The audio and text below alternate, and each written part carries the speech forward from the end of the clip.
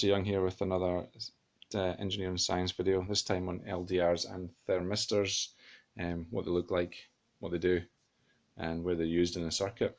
Okay, so LDR stands for light dependent resistor.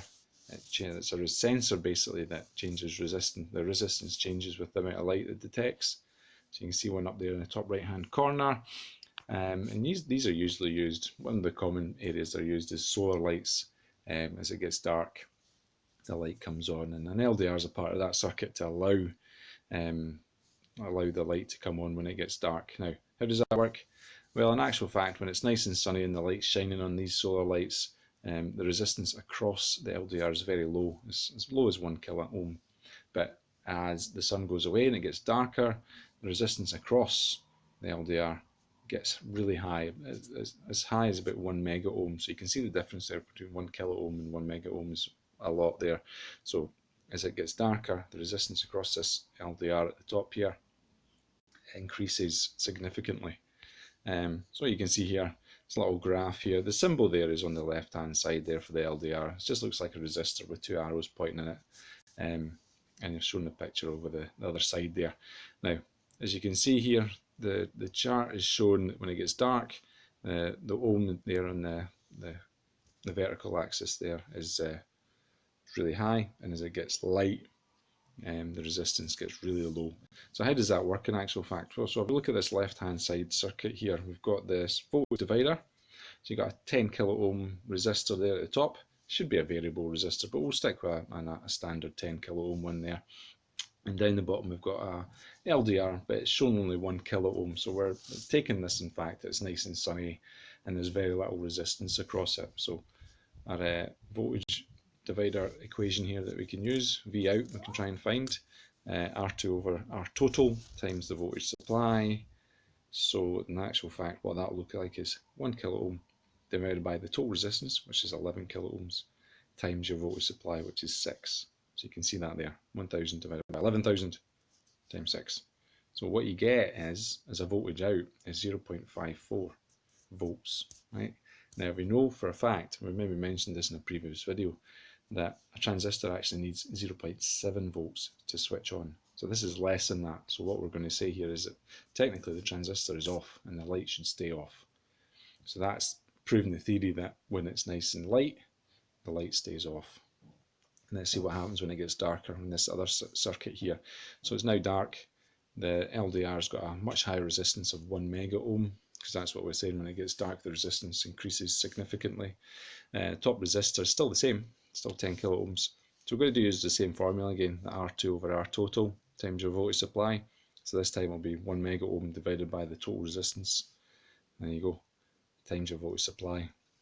But this time what we've got is we end up having a voltage out of 5.9 volts. We only need 0.7 volts to switch on the transistor. This is maybe a wee bit too much, but it will still work. It's proven the fact that the voltage is much higher and technically should allow the transistor to turn on and turn the light on. So when it's dark, the light goes on. And that's the basics of how your voltage divider circuit would work with a transistor, and allowing something to actually work as an output rather than just doing voltage dividers and talking about transistors. So that's a little bit on the LDR there. So moving on, as we say here, the light up. When there's lots of light on the LDR, the resistance is down. So we actually call that LURD, light up, resistance down. Okay, it's just a little acronym just to kind of keep it in mind how it works.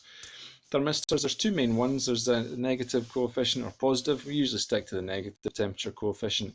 I wouldn't worry too much about the actual ins and outs of how it works, because you don't really, for this level, you don't need it.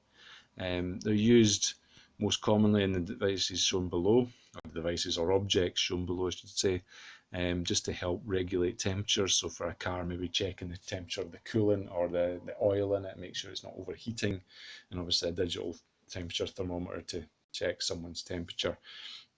And for this one here, what we've got here is we've got the symbol for it there on the left hand side, but what we're saying is it's when it's nice and warm here, the resistance is down.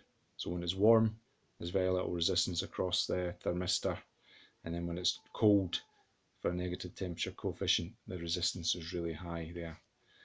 So when it detects warm conditions, like we said, the resistance across the thermistor is low, and then when it's cold, the resistance is really high.